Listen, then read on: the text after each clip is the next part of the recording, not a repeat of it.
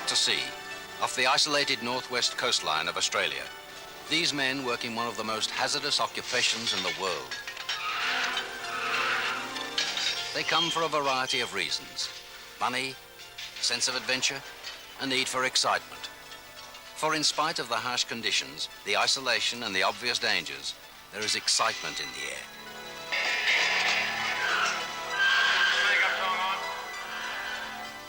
The drill ship, Regional Endeavour, is searching for oil in the Timor Sea, halfway between Australia and Indonesia.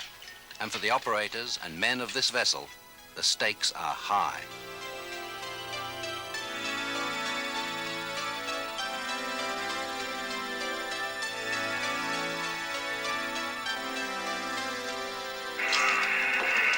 Six Charlie November Juliet. 6 Charlie November Juliet, Regional Endeavour on channel 2. Go ahead. 6 Charlie November Juliet, Regional Endeavour, roger. We've got a wind, light airs. Roll of quarter degree, and we've got a heave of 2 feet. Roger. Departed southbound, time 36. Charlie 21, Regional Endeavour 36. Miss Rankin, Regional Endeavour. Miss Rankin, back. Go ahead. Miss Rankin, Regional Endeavour, we've got a helicopter due at time... 1005. Yeah, roger. Helicopter is 1005. Helicopter safety crew, heli deck. Helicopter safety crew, go to the heli deck. A 750-kilometre flight across the sea from Darwin brings the crews to Regional Endeavour, where she's drilling the Wildcat well, Chalice 1.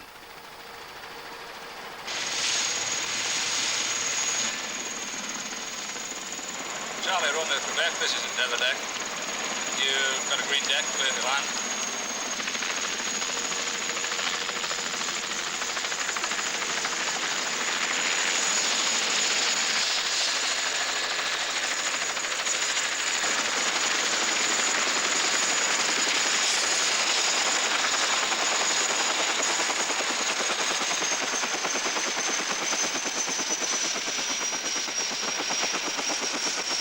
Eighty men work a 24-hour roster system on the ship.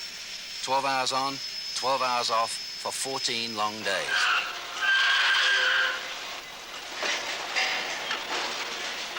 The first hour's the hardest. Leaving town and coming up here, that's the hard day, but once you're over that, you get into the routine again of the 2 weeks on. John Frederick's job as derrickman is to operate the hydraulic arms which position the drill pipe for lowering into the well. The first time I went up the derrick was all new experience.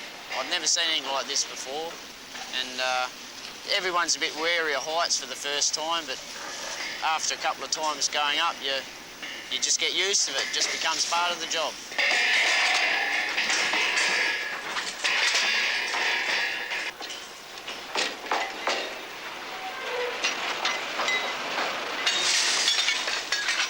The roughnecks manhandle a pipe on the drill floor as each section is added, and this process is repeated until the new bit is at the right depth for deeper drilling.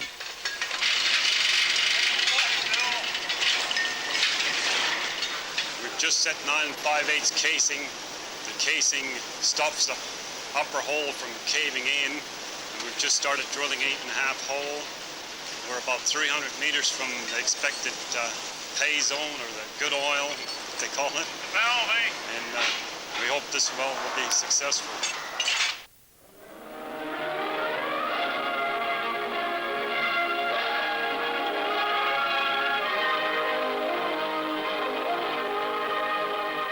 In the 1950s, the technology for deep-sea offshore drilling had not been developed, and hopes for finding oil in Australia were restricted to land. The ship, which brought drilling equipment to northwestern Australia, arrived at a coastline with 34-foot tides, and unloading facilities could only be described as primitive.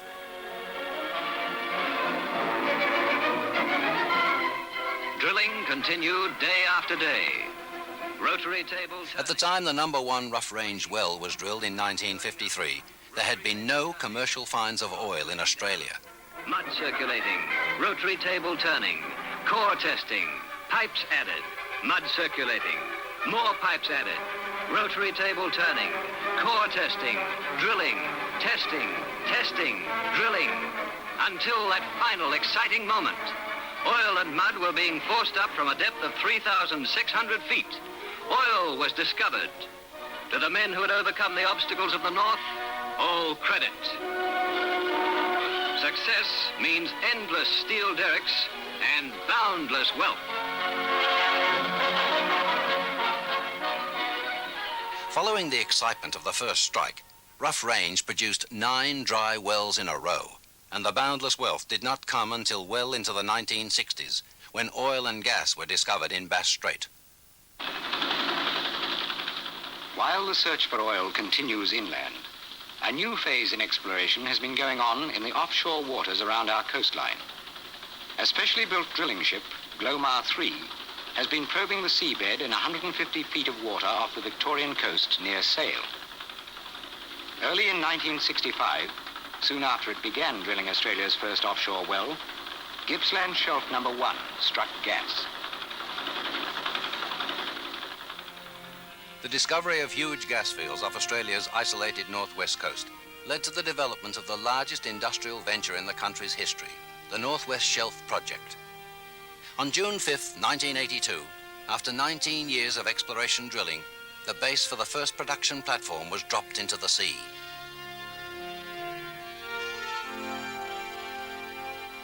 North Rankin A is the first of many permanent offshore platforms planned for the project.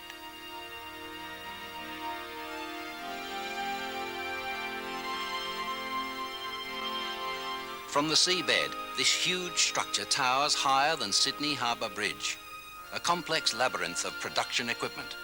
It can accommodate up to 200 people. Beneath this strange metropolis lies what has been called the loneliest gas in the world.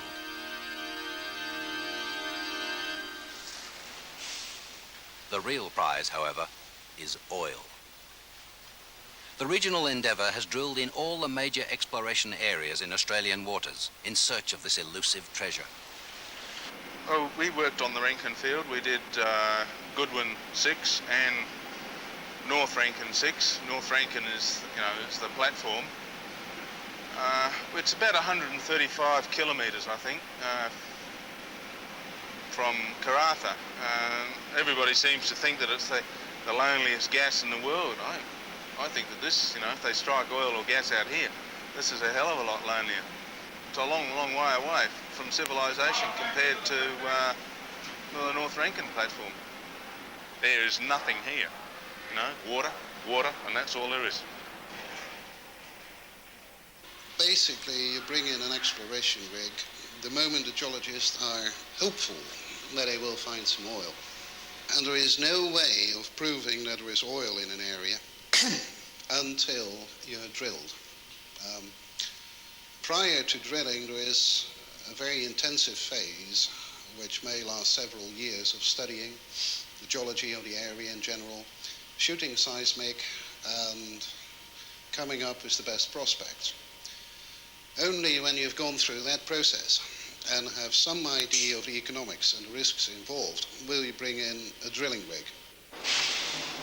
We go from relatively slow drilling as we drill through the formations that are sealing the potential oil zone, and when we hit the reservoir sands, the drilling rate picks up considerably. You have very fast drilling. On this particular hole, we expect to enter the pay zone within about 2 days, and then it'll take a further 2 weeks to a month of testing, of production testing, to see whether the oil will flow to the surface, if there is any oil there. There are certainly problems working up here. By comparison with overseas areas, there's been very little drilling. Seismic definition is poor. It's a problem which has been alleviated to some extent by improvements in technology. My job is to mix the cement, and then we pump it down the well. After we've drilled a certain section of the hole, it might cave in, so we cement it to avoid this problem.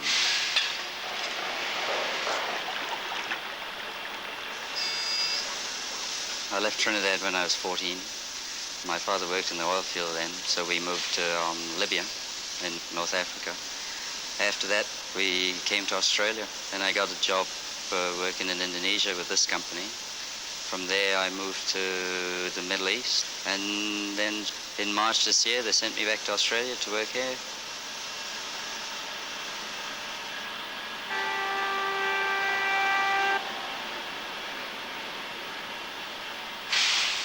Most of us in this international oil business move from country to country and from boom to boom.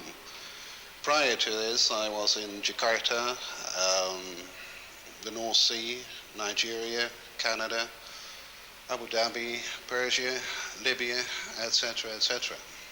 So, in a sense, this is a normal routine job.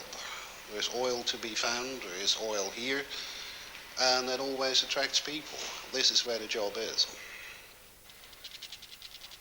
As the known reserves of the world's oil run out, technology enables drilling rigs to search in deeper waters and in more and more remote regions of the world. I came to Australia because of the adventure, and the challenge over here is a little bit bigger than it would be in Germany. Over here it is more in the mining and prospects, and therefore I thought the field is wider, and I didn't want to sit always in an office. Over here in Western Australia, it is more like a frontier state. The last one in this world, maybe.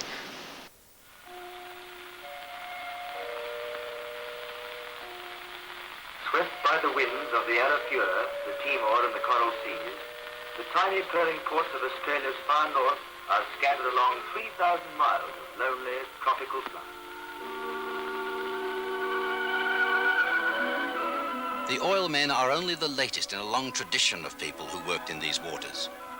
Pearls and pearl shell attracted the first adventurers. In early March, the lugger fleet, manned by their crews of Malays, coat hangers, Aborigines, Chinese, and an occasional European, speed out to start the year's fishing.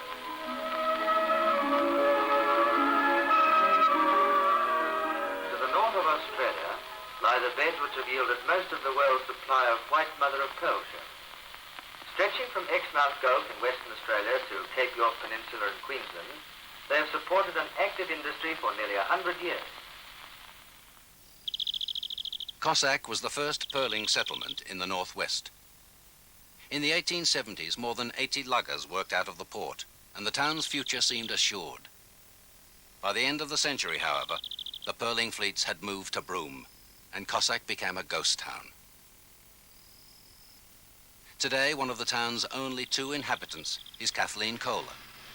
The first pastoralists augmented their income by gathering the pearl shell originally. There's slow times of the year they used to walk across the reefs and gather pearl shell and sell it as a way to supplement what could only be a hard time for them then, I should imagine. And it slowly became a very big money spinner, and people became very interested in pearling here. The commercial pearling industry was based on the harvesting of pearl shell, used mainly for buttons and jewelry. The finding of pearls was regarded as a bonus. Broome became the center for the world's pearl shell industry, and at its peak, 350 luggers operated out of the port. Well, I was engineering on the lugger at the time, giving the air to the divers. And those days they had 3 divers. They had the lifeline pulling them along, you know, and all they had to do is, if they had seen any shell in front, all they had to let the air out of the clip, and they'd go down, see, and they pick the shell up, and then watch come, and then keep on, shut the clip, and then keep rising again. That's just like riding along the surface of the, of the ground. And they used to go very deep, 35 fathom deep. Life in the luggage was very hard for anybody, divers, crews, doesn't matter who it is. But the divers were looked at like kings, because they were the runners of the boat. And they'd work from 4 or 5 o'clock in the morning till about 8, 9 o'clock at night, just preparing and cleaning the shells and putting the shells in bags and packing. It wasn't so romantic as they made out to be. It is hard, dangerous work. And after every season, well, the divers would come back to town, and they'd be practically skin and bone, working from dawn to dusk. The whole working life of anyone involved in pearling was very hard. Yeah, watch your back, watch that turn. The tradition of hard work and long hours is carried on by the roughnecks. As the well becomes deeper, withdrawing and replacing the long lengths of pipe can take up a whole 12-hour shift. That's a long time. Sort of people have come out here and they've lasted 8 hours and they've had to knock off, and it's just physically demanding to work 12 hours.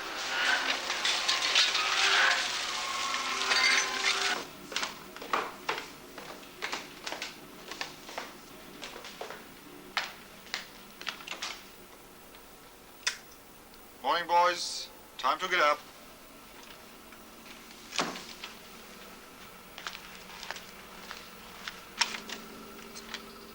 11 o'clock, fellas. Time to get up. Morning.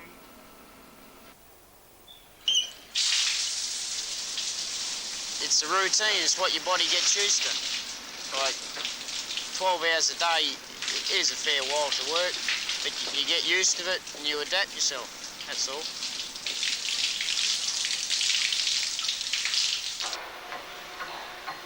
Can you check it going with the gauge ring?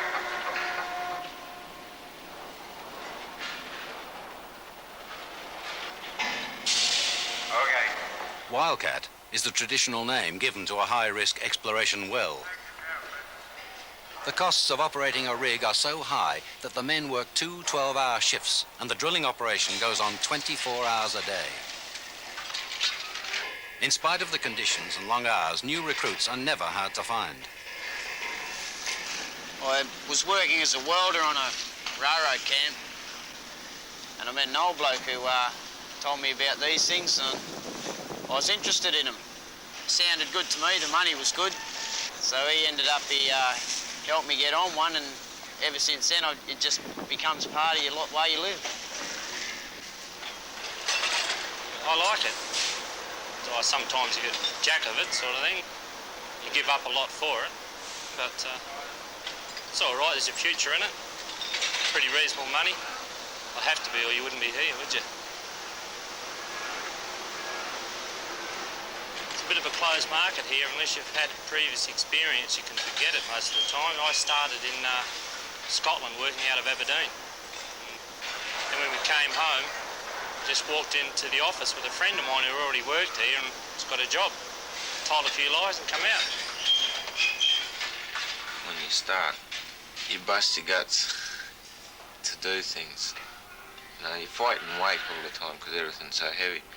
Once you learn where the weight has to go, you just let it do itself. It's just like tying your shoelaces, everything's the same. After the first week's gone, it goes pretty quick, but that first week's a killer. I really get pissed off out here, because I've been here 4 years and I get bored so easily.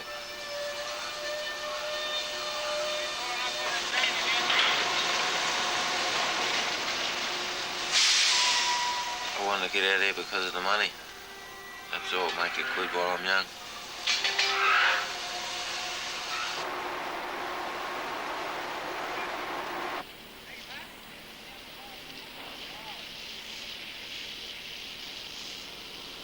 This is my first time on the rig, and I think I'll stay on a while if I can. It's just the best money.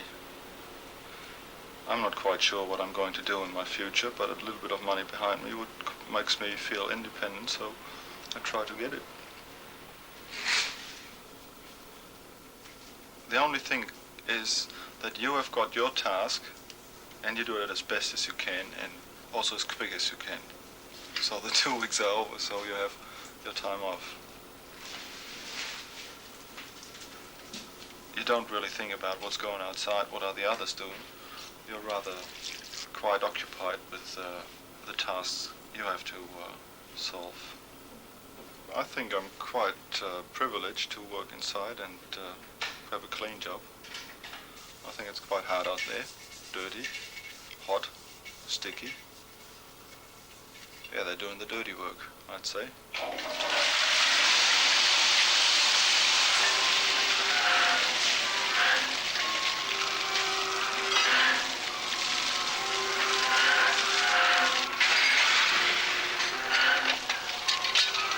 Coming down on the tugger, Bill.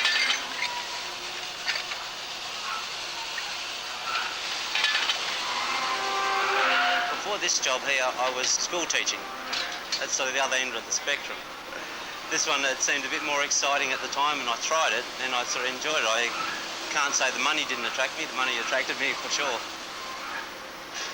When I first started here, I found it sort of strange and unusual. It's a totally different environment to what you're normally used to when you're working on land.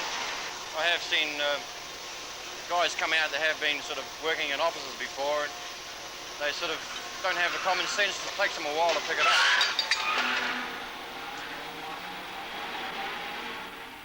The driller controls all the equipment on the drill floor.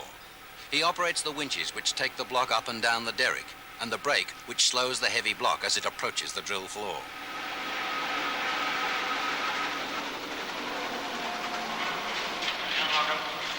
The driller, there's a lot of pressure on him, because if he makes a mistake, it can cost $100,000, $200,000, or he can lose a complete well, right off a whole well, which is, you know, from $5 to $20 million worth.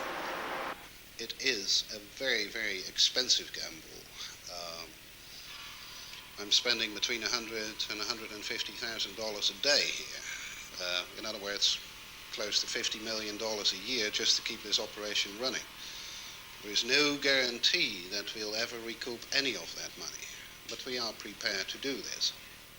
The whole industry was a gamble. I mean, you could go for a whole season and not get a good patch. The only way that they could make it economically feasible was to get indentured labour, people working as divers on the lower wages from other countries. And there were all nationalities here those days. There, you know, every nationality you could think of, because they were all in the pearling business, you know, just like crews, tenders, but most of the divers were all just like Japanese, see.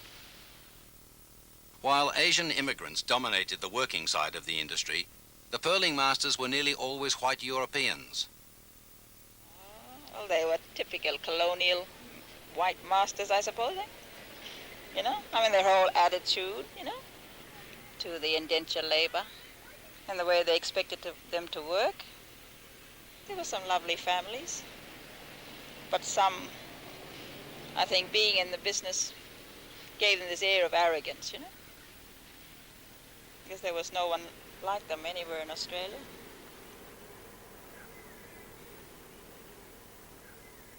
The difficulty with the bringing in of Asians for the pearling was that it really was a contravention of the policy of the time, generally known as the White Australia policy.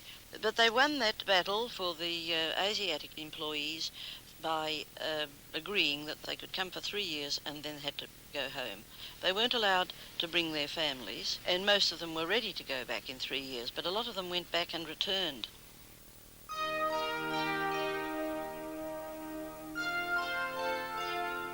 Shigeo Kawabata is one of those who returned. He came back to Australia after 15 years in Japan to find the industry in Broome completely changed. Plastics had taken over the major markets for pearl shell, and the traditional pearling industry went into decline. A group from Broome investigated the idea of cultured pearl farming, an industry which had for many years been exclusive to Japan and a closely guarded secret. They found the way to seed the live pearl shell oysters so that a pearl would grow, and cultured pearl farming took over from the simple gathering of pearl shell.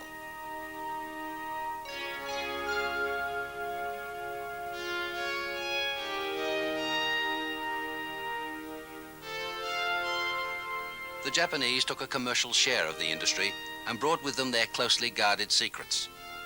The cultured pearls in these waters now grow faster and bigger than those in Japan, and the pearling industry is still closely wedded to Broome.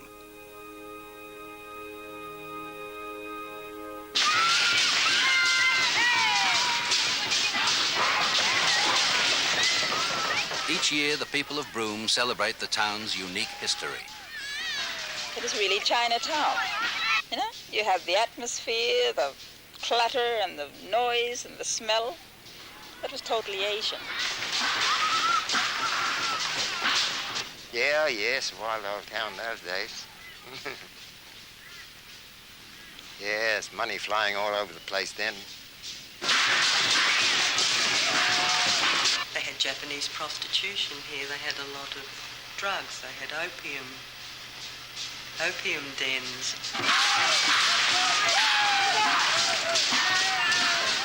I know when I was a kid, I used to go and we used to go underneath the gambling houses, you know, and find all these 2-shilling pieces and shilling pieces and everything all falling through the cracks and everything like that. Distinguished guests, ladies and gentlemen, it gives me a great deal of pleasure to be able to introduce to you Dame Mary Miller.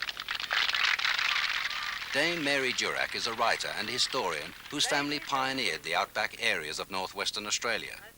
She has a close and long-standing relationship with Broome and its people. Happy to have been asked to open this Shinju Matsuri festival. As far as I can see, the festival is... I think one of the amusing stories of early Broome was that the Governor-General paid a visit to the place in 1901 and was quite astonished at what he saw. He'd never seen such a polyglot lot of people. And one of the pearlers said, yes, I think we can boast a representative of every race in the world. And the Governor-General was amused at this remark and he said, find me an Eskimo. And the legend goes that he did. They did.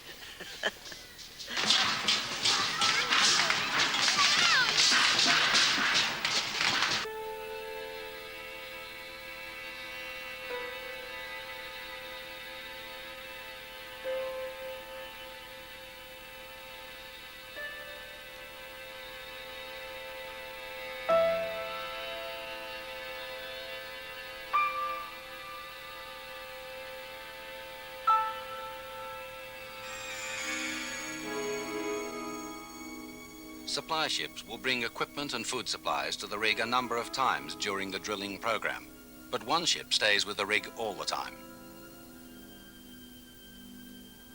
Miss Rankin is the safety standby vessel for the regional endeavour and is on 24-hour call. Long before I was attached to the industry, I was on a merchant ship and coming home to England from Germany, and we used to use one of the first rigs in the North Sea as a marker. It's the Sea Gem, which was about 80 miles from the river. And one evening coming home, very heavy seas, and we watched the rig literally topple over. In the process of jacking up, apparently, it's where the legs, they jack up the legs to keep clear of the sea, and she just laid over on the side, toppled right over. And we were just lucky enough to be in the vicinity at the time. And we managed to pick up the men thrown into the sea, and others jumped. It was not very nice at all. I've been taken off the rig 3 times through injuries. It's not a hard job. You can easily get hurt out here. You just got to be careful and watch what's going on around you all the time. Bring them around the side of it here, isn't it?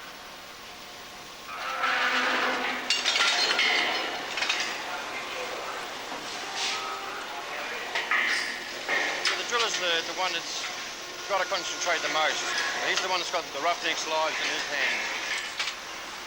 He operates a brake, and if he makes a mistake, it can sort of kill the guys down below.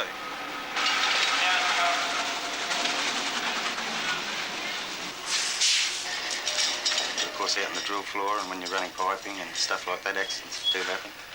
Blokes switch off a little bit and lose a finger or 2 or 3, something like that.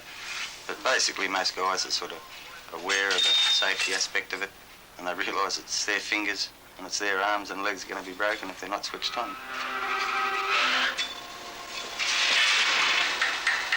Jack Maund knows the dangers of offshore work. In the past, he worked as a diver. We did foundations. With the jack-up rig, we did foundation work. I got the bends there. We weren't very experienced in those days. The weather was pretty rough at the time, and I couldn't do the staging properly.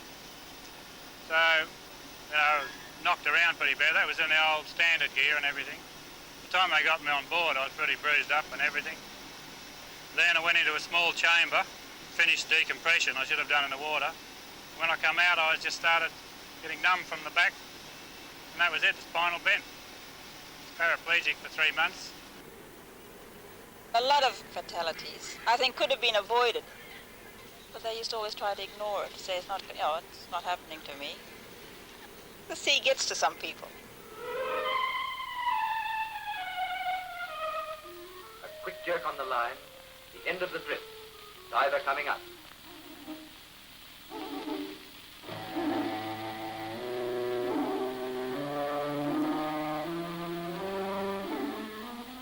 The diver comes up slowly, in stages, to avoid the risk of the dreaded diver's paralysis.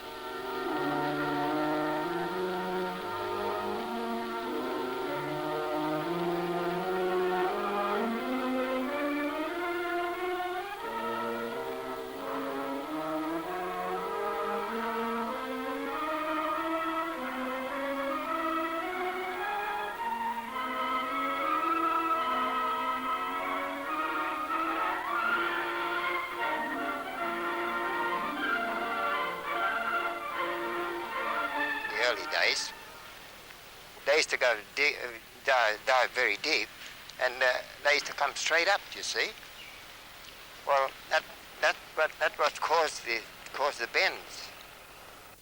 Many of them died of that, from staying down too long or going too deep, and there's a very sad lot of graves in that cemetery from young people who went too deep or stayed too long.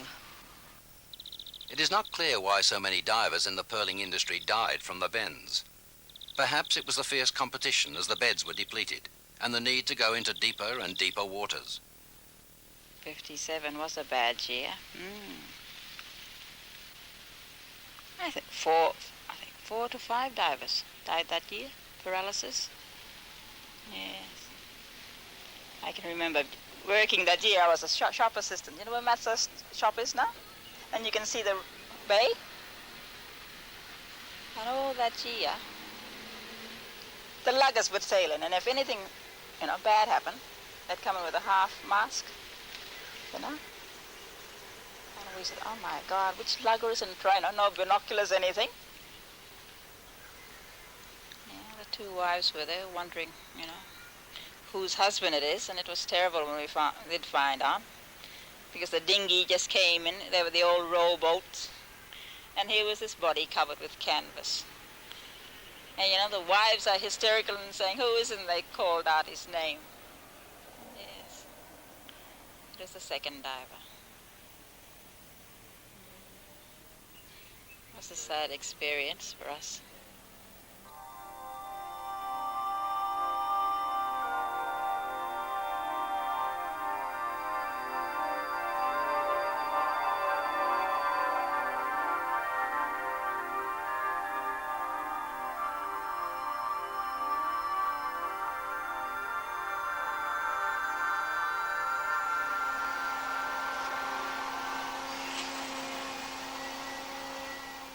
Offshore rigs like Regional Endeavour are drilling in such deep waters that it's becoming more and more dangerous for men to dive. While not replacing divers altogether, the subsea remote control unit can perform simple mechanical functions and has a television camera hooked up to a monitor on board the rig.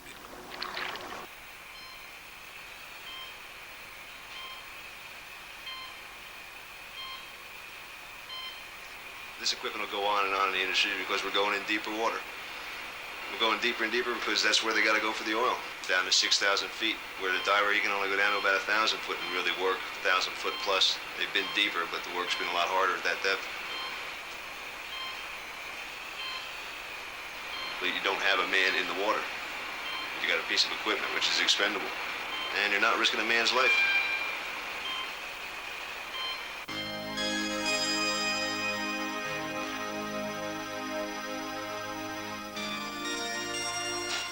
The crews are getting tired. After 20 days of exhausting work, the hole is nearing 1,400 meters. Soon the geologists will bring up sample cores, which should indicate whether or not they will find oil.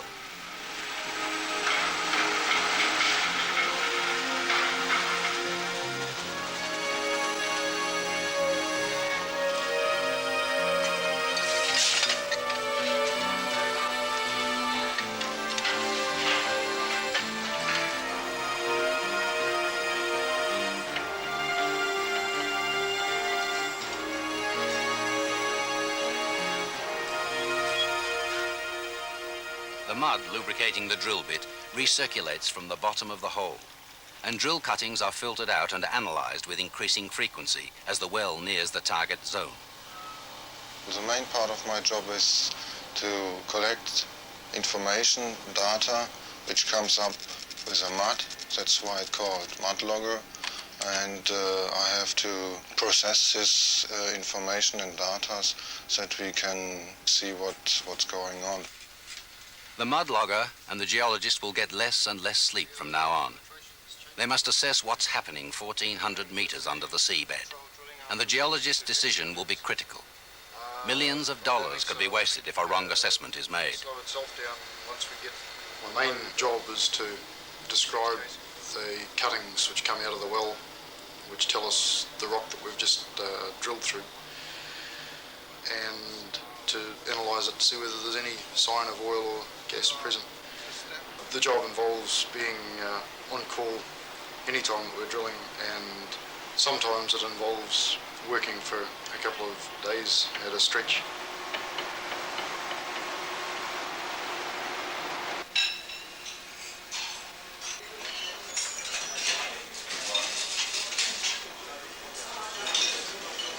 When I first started on a oil rig, I just felt really excitement about it, actually, because a lot of people are staying this really isolated. First when I came here, I really feel really lonely. But after gradually 1 year, just got used to it, meet friends, make friends, and get to know everybody, and that's it.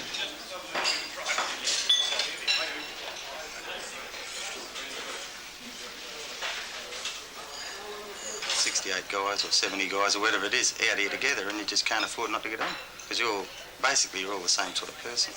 Otherwise you wouldn't be here.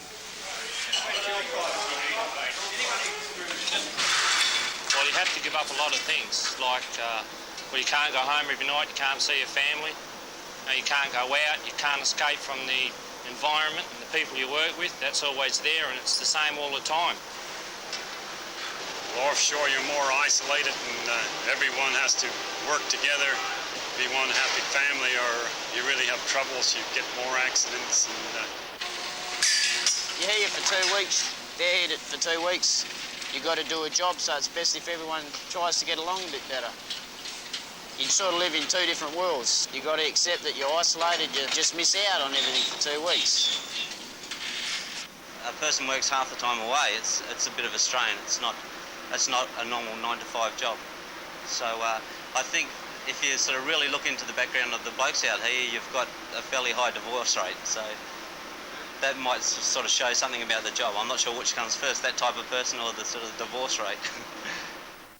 The isolation can get to you for a while. If you let it get to you, it will. You worry about your lady in town, what she's doing, and what can happen there. I've seen guys that have quit for that reason.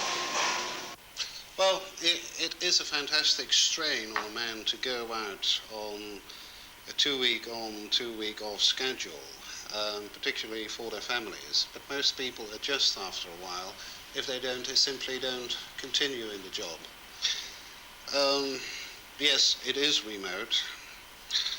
However, work is hard, which keeps them busy, and they know that it's of a limited duration. But there is, nevertheless, this element of strain. But most people settle in to a pattern of 2 weeks of total isolation.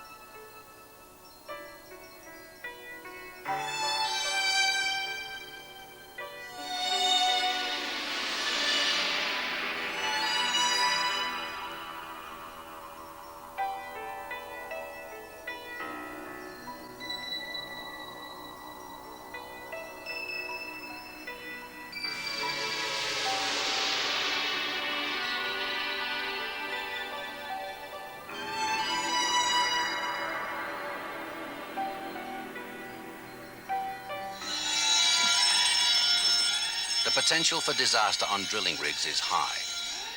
Safety becomes a significant feature of rig life, and every week men undergo fire and lifeboat drill, and all rescue apparatus is checked.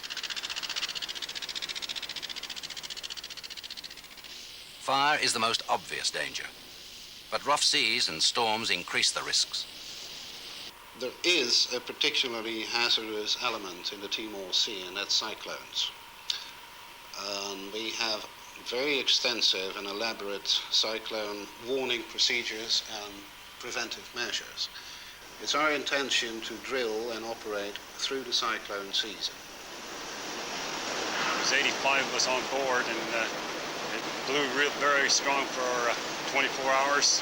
The eye of the cyclone went directly above us. It was for 4 hours, no wind or anything, and then for the next 12 hours we had the repercussions of the eye of the cyclone. Well, the winds were very strong and the seas were pitching and rolling very bad. It was a few people sick, and no one was doing much work, just standing by. We had a helicopter coming up for a crew change, but he got within 10 miles of the rig and he had to turn back. Some rigs require towing between drill sites, and during this exercise, the jack-up rigs lift their sea legs right out of the water. In 1983, the Key Biscayne lost a tow line off the West Australian coastline. 1983, 1st of September. Well, it was a pretty horrific experience. There's 52 men on board the rig, and we was travelling from Darwin to Perth. Jim Douglas was catering manager on the Key Biscayne. The heavy seas were sort of rocking us to a list of 20 degrees either way, but we couldn't sort of counteract it because we'd no tow lines. When you reach 20 degrees, that's when she turns over. The choppers were coming in, and they decided it was just impossible to make a landing. The seas were 40 foot high at this stage, plus the swell. We couldn't sort of get onto any lifeboats because it was all washed away. So that meant we'd no survival equipment left. So we all decided, well, what the hell, this is it, you know? The chief engineer, he decided that he had to sort of keep the generators going to keep the power up for winches and things like that for abandoning the ship, or the rig rather. He went down to the engine room, which is below decks, and is right below decks too. And that guy virtually swam to his engines, mounted engines, with 44-gallon drums floating around his head, and the pallets that we carried the 44s on were just zooming banging from one bulkhead to the other. And he came back up, and he was so petrified, he couldn't walk. We lifted him, and he just said, can't do anything about it. I personally was winched off a couple of hours just before she went down, just before dusk. It was I don't know what was worse, the fact that I was on the rig trying to get off, no way off, or once I got actually onto the heli deck on your hands and knees, the winch dropped down. I thought, my God, have I got to get up there? And you just stick the line over your head. You got your life vest on. You think, well, fair enough. If I go in the water, I've got to go in the water sooner or later. So I stuck the thing over my head, and then you take off. The great heap of knots over the water, and your feet are touching the top of the waves off the heli deck, which is about, sort of 10 stories up. Every now and again, yeah, I get flashbacks to it. It's not very pretty, but it's more about my wife, actually. You think about your wife and your home. It's a bit horrifying to think that you're going to go and she's going to be there and she's, you can't do anything about it.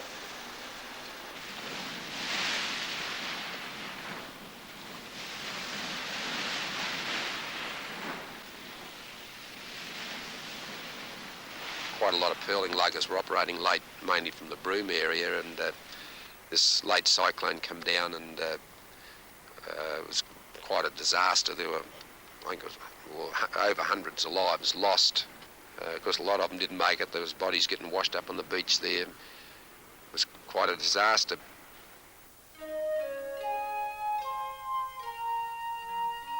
The north of Western Australia has always been a most enigmatical country. People have seen from the beginning prospects of fortunes to be made. Every time I fly over this country, I become more amazed to think how did they do it, not knowing what lay ahead of them, what hazards, and or how they were going to make out.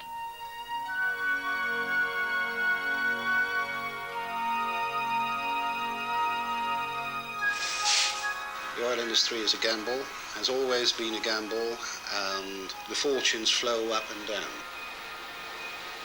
An awful lot of hard work goes on. You've seen 90 people working on a rig day in, day out. There are several hundred people involved on the outside, and the object of the game is to find oil. On the rare occasion where indeed you find oil, there is a tremendous amount of excitement. On the 23rd of October, 21 days after drilling had begun, the first sample core is brought up from a depth of nearly 1,400 meters. The chances of there being any show of oil are about 1 in 10, and the odds against a major discovery are much higher. Men can work for a lifetime on rigs without seeing that, but it's what wildcat drilling is all about. Nobody knows exactly what's down there.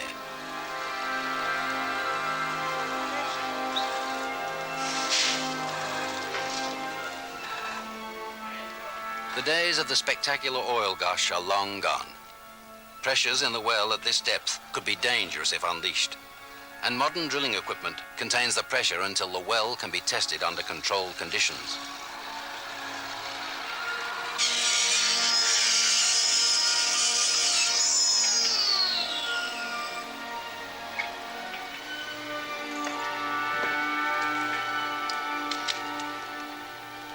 This moment is the culmination of millions of dollars spent and years of work by people not here to share the excitement.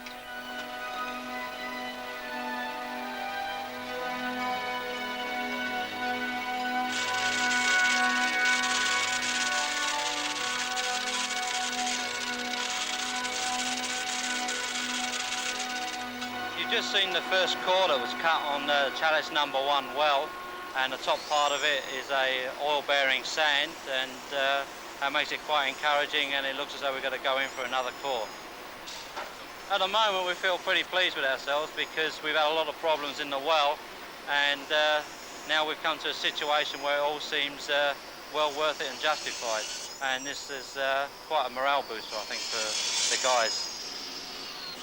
With a sample of a certain depth which could show oil, it's very exciting if you put this under your microscope and analyze it, because you know how much depends on all this.